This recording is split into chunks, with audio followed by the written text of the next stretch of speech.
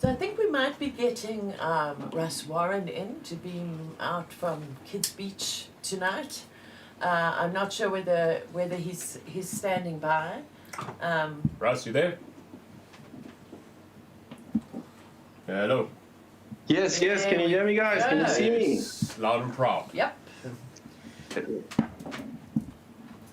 So Russ, we just wanted to give it a second. I'm down here in the sticks. I know you've been watching these public hearings quite closely and with great enthusiasm, so we really wanted to just get your thoughts and feelings on what you've heard, and what do you think about all of this, my angel? Are we gonna get there eventually? Yes, Russ, looks like you're going for a rough ride with your helmet and that bong, buddy. Diamond mining. Diamond mining there, eh? Can you hear Another me? kind. More fire. Well, yes, I'm wearing my Dagga helmet today, my proudly green Dagga helmet, because as you know, South Africa's cannabis genetics are so strong that the prohibitionists say you need to wear a helmet handling South African cannabis. So as I'm handling South African cannabis, I need to wear this profound helmet of mine. But anyway, yeah, it's been 3 days of like quite a journey of discovery of what actually the government knows or doesn't know about this plant. It was quite refreshing to see the golden and common thread between activists and the fact that activists prepared. There was kind of this energy over the past 3 days of like really a battle. Everybody was preparing in their own individual homes, going face to face with government, going head up against David versus Goliath. It was epic. It was quite epic to see how much people participated. I mean, if I could remember the fire and remember the feeling that Jeremy, he set the tone. I mean, Jeremy Acton really came with such good energy and such poignant points. I was quite impressed with Mr. Acton's presentation. Moving on to Gareth and moving on to all the presenters that presented, I must say that there is more common ground in these organizations than disagreements or things that we disagree upon. There was more agreements. 99 to 100% of that panel was rejecting the bill. There was a profound rejection of that bill, and it was very. It was refreshing. It was powerful for the cannabis community to express themselves towards government, to show government that we are the experts. We know this plant. We've been using it. People have been trading in this plant for hundreds and thousands of years. Our indigenous communities, to our Kasi communities, to our urban communities have grown this plant and would like to trade in this plant. So it was quite refreshing to see how, you know, even the fact that the Umzimvubu Farmers Network were able to present the hearts and minds of those indigenous farmers. It was quite profound, and I was taken aback by it. What I can say personally from my perspective as a Rastaman is that I could sense that when the Rastafari was speaking, there was a deep sense of pain, a deep sense of prejudice that they wanted to deal with against the police, against the state that has persecuted us, marginalized us for years and for years and for years. And today and yesterday and the day before and 3 days, we took them on. We showed them fire. And I am so proud of my Rastafari community. I am so proud of Myrtle, of Fields of Green, of Ricky Stone, of Jeremy Acton, of Ras Gareth Prince, even Brother Andre, more fire. You know, you guys, you really brought such a profound, united message to the government that we are the experts and good people will continue to disobey these bad and irrational laws. So I can sense that the the battle and the fight is still long, guys. We really need to get our dagga helmets, in order, get our guns loaded, our ganja guns loaded, and shoot down Babylon, man. Shoot down the system of persecution and of prejudice. And I just wanted to say, Myrtle made for me one of the profoundest points is that we need evidence-based policy. We can't be thumb-sucking, prohibition BS. We can't be accepting that. We must speak. We must raise our voices. We must show them a better way. And that is the message that I want to leave everybody, is that we must show this government a better way to regulate cannabis for all. Yes, sis, I am such a high from these presentations, guys. You talk about David and Goliath, you use that comparison, and it's so true. This is really that historic of a moment. Check, people forget that if it wasn't for social distancing and everything, everyone would have had to go to Parliament in some building to present all this. So, they mustn't think that, it's just a little click and we're there. You're actually standing in Parliament before someone who is quite a learned person. And you have the Rastafari and the people from the Eastern Cape, the rural farmers, all finally getting that chance to speak to government. They've been waiting their whole lives to get that victory, to speak directly to the people who are running the show. This is an important day. It's been an important week for us. It is, and I think that it's really good for the Gees of South Africa too, because it ain't a pretty place at the moment, and I think of the last time I spoke in Parliament, they let me know at 4 o'clock in the afternoon that I had to be in Cape Town at 9 o'clock the next morning. And luckily Ricky was actually in Cape Town at the time, so he met me there, and he was sort of like holding my hand. It was in the middle of that Santon Expo, and it was and it was quite crazy. I think the fact that we've got the Zoom and we've got the YouTube Live and everything like that is really amazing, because it might have been very, very challenging for all of us to get to Cape Town. So I think we're seeing the future. It's almost a blessing that happened because like you said, the people. Guys, if I can just say, Jules was there. Jules was with us today. Like, he was like sitting on our shoulders and say this. Mention that. Don't stop. Keep that fire burning. I really felt like he was there today, and and we need to unleash this plant. We can't just unleash medical cannabis. We don't want to smoke socks. We're not all sick. I'm glad that the government is starting to understand that some of us just want to get high. We just want to medicate. We just want to use this plant as a sacramental, religious, spiritual, as a health supplement, and no limitations on plants, no limitations on how much cannabis we can use, regulate the exit, the end point, the end product. I think government really tried to plug us at the beginning, but they didn't realize that they were dealing with a whole lot of plugs. But and there was no way that you were going to stop that fire. So I commend everybody today, and well done, Team Green. Well done, cannabis community. Oh, thank you, Rod. Thank you for coming on, and thank you for wearing your helmet. That's classic, man. Jules's army.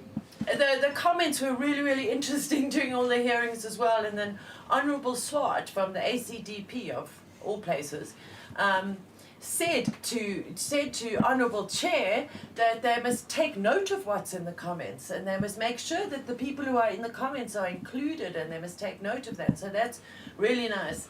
Thank you. We're calling it our Dagga couch. Go to the tank cam, Check it out. We're using ours right now. More fire. I saw. Awesome, guys. There you go. Yes, so lovely. Nice. Wow. Nice. Wow. And I see you guys. Are you guys gonna talk seeds later? I've got some Boomschlang, Rian 86. What's this? Jungle Boys Cross EXO. cross roadkill skunk from that side, that side, sorry. And we're just spraying them plants, just keeping the vibes. I hope you guys are getting your plants in, your seeds up. There's a debate on when to plant, but that's the beauty about this community, is that we share knowledge, share ideas, and we're willing always to learn. But thanks, guys. It's really been awesome chatting with you, Oaks, tonight. Thanks, bros. Lekker baked.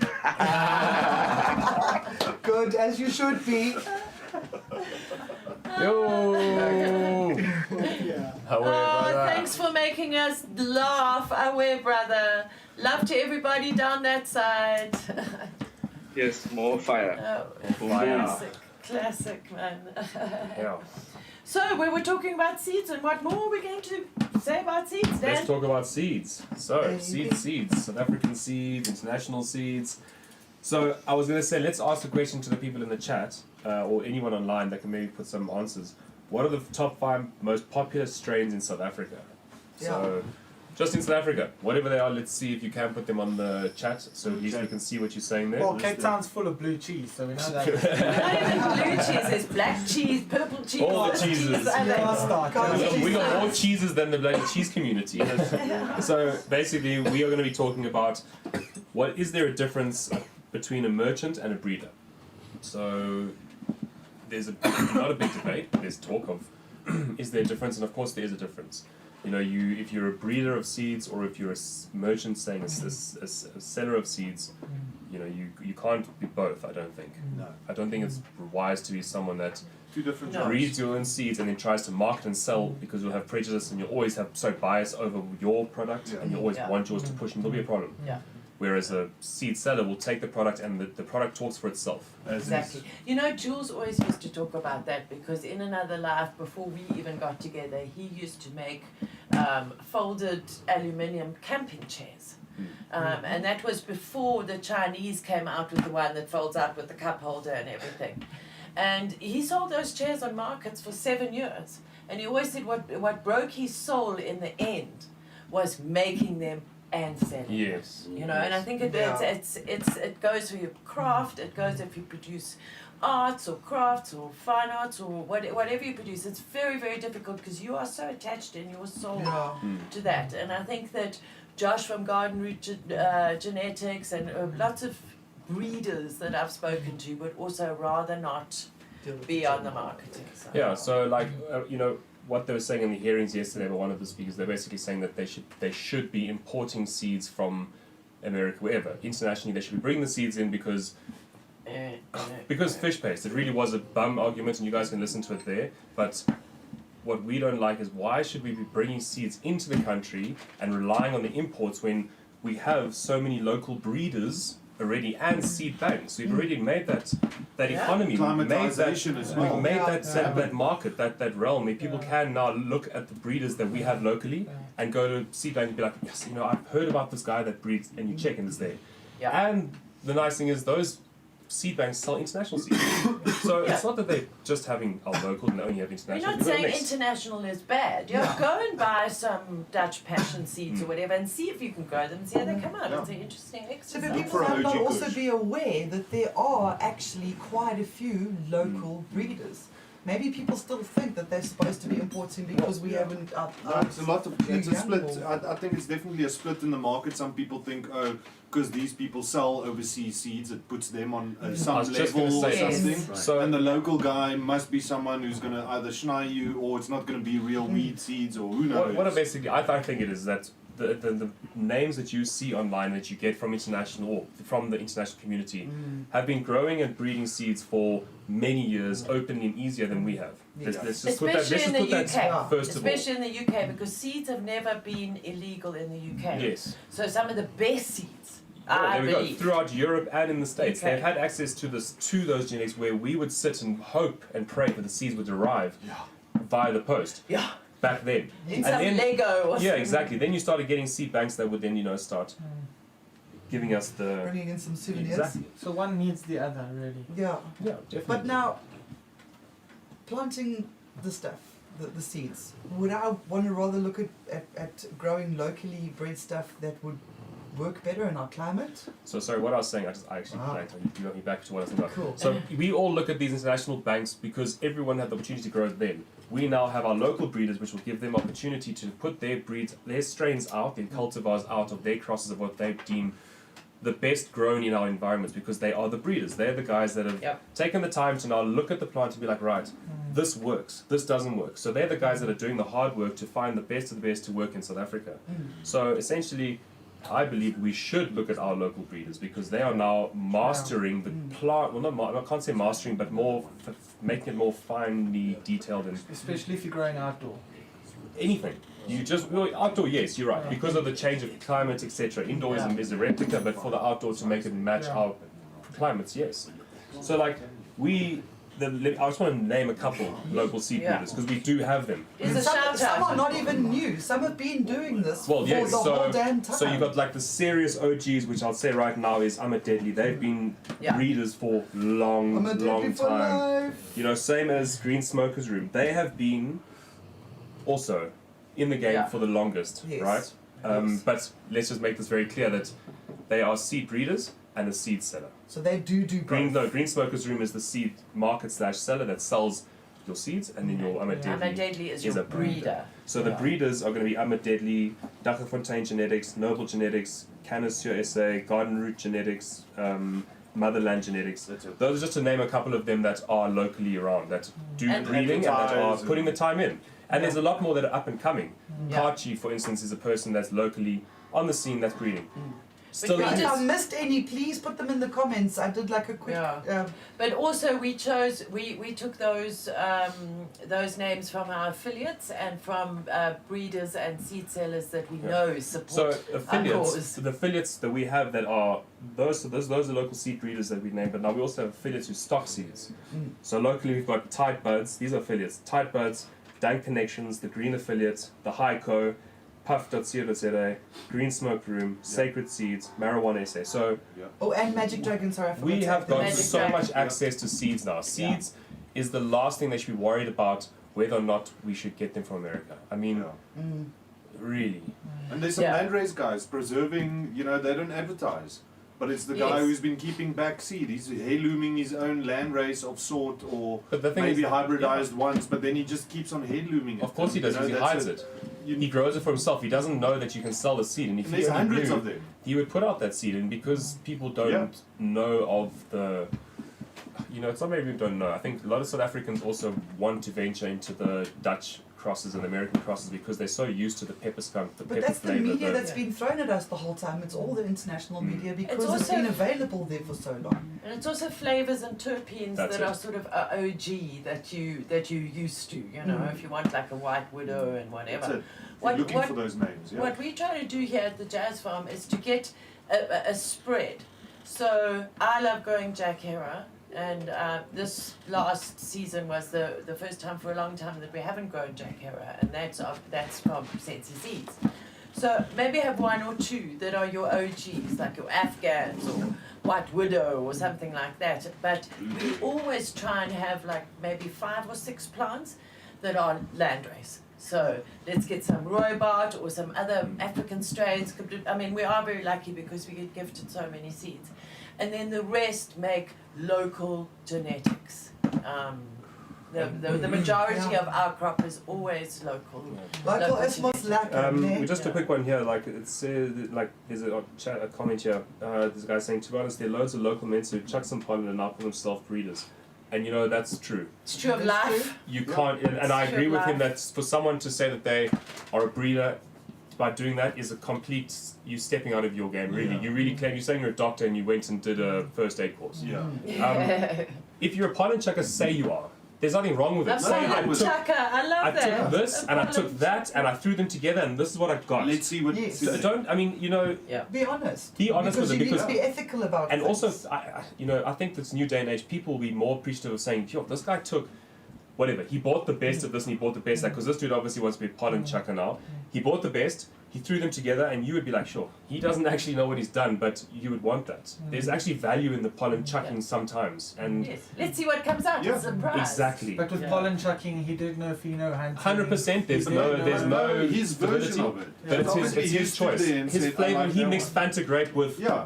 Coke or whatever his choice was, and you want to taste that and see like Yeah. what did it make, regardless that it's the bread out, it's still a pollen chucking. Dude, don't Yeah. throw them Oh, down. I think discounters, still get Full of them. plant and They're it's not still bred beautiful. out. So Yeah. yes, they're No, not. Dale, They're not stable. You said pheno hunting. For those people who don't know what pheno hunting is, remember we promised that we would, if we use these words, we would explain them. What's pheno hunting? Well, if Dan could rather explain better. So pheno hunting, basically when you've got some seeds and you have got them from Yeah. a pack of regular seeds, for instance. It's the simplest. When you buy seeds, you get feminized and you get regular. When you buy the regular seeds, it'll come with male and female, and it'll have different expressions on every single seed because they are regular. Yeah. They were crossed by a male and a female that basically Yeah. created new seeds. 'Cause even if they're There's the the same- F1. So from that, they would then look at the plants and the phenotypes or the different structures. So either you got big leaves or close internodal spacing or long lanky branches or fast germination. There's certain things that you would look for that would come Leaf from. shape. But also phenotype also comes from environmental factors. Yeah. A phenotype is environmental, a chemotype is your actual genetic makeup that would be different. Ah. So you can grow the same, it's weird, you can grow the same strain By the coast. in different areas and they will still look different. Yeah. Yeah. Because Yeah. a phenotype will, it changes, the environment changes its ability to do certain things and grow. Express. Okay. But that's why they do pheno hunting. So guys Yeah. will do 2 6-packs of Yeah. seeds, all regulars, and find the males, separate them, and then find the females, and then go with those females and go through a rigorous process of maybe a year or year. They'd flower all of them out to flower and see exactly what the profile is, and then choose the best one. Yeah. And that's a Push it. pheno hunt. It was actually I was chatting with the guys from Knuckle Genetics the other day, and it was the two brothers, and the one brother said, "Oh yeah, you're the one. You're just ruthless in the greenhouse," because the one brother always wants to save, and the other one says no, pulls Okay. it out when they pheno hunting. That's it. You will So- throw away plants because you literally go. It break my heart. You throw away the Only weakest. throw the males. Nothing weak stays behind. Yeah. Okay, So but Yeah. back to seeds. Are seeds still illegal? Seeds are still illegal. Yes, technically Yeah. they are. But as we were saying before the show, I don't think, haha, SAPS, are you listening? I don't think that they go to the trouble to now go onto Green Smokeroom's website and then trace them down and go raid the shop. not a you chance. know. Do you remember? Never. Sorry, just a quick one. Do you remember when the Four Brothers came out? Yes, yeah, wow. That site was on for 2 weeks and it got slammed and it got shut down immediately because they were the first guys that were selling, other than Chris with Nguni Seeds, they were the only ones selling seeds live publicly and they were shut down Locally. so fast. But now Now they're there's gonna not a chance. They're You know not how many gonna people are take selling it seeds Way too online? many. And it's Facebook live and- and it's enhanced websites and it's special deals and it's pow, Yeah. pow, pow, pow, and there's Yeah. no problem at Every all. weekend. It's a new special every weekend. That's it. Yeah, yeah. Instagram is covered in it and there's no No, problem. there's spring specials all over the place at the moment. Yeah. It's definitely But changed. you know what? We would really, really recommend that you support our affiliates and our recommended breeders because Totally. we often get, and I'm sure Charles would attest to the fact that he gets phone calls about it. Oh, I bought these seeds and I spent 900 Rand and Sure. you know, none of them germinated or they didn't even arrive or whatever. So the seed space is full of all sorts of maybe not such good service from some people. So that's why we recommend, and we can say that all of those people that we listed, we can really recommend, whether it's the breeders where you might be able to find Deadly seeds on Green Smokeroom.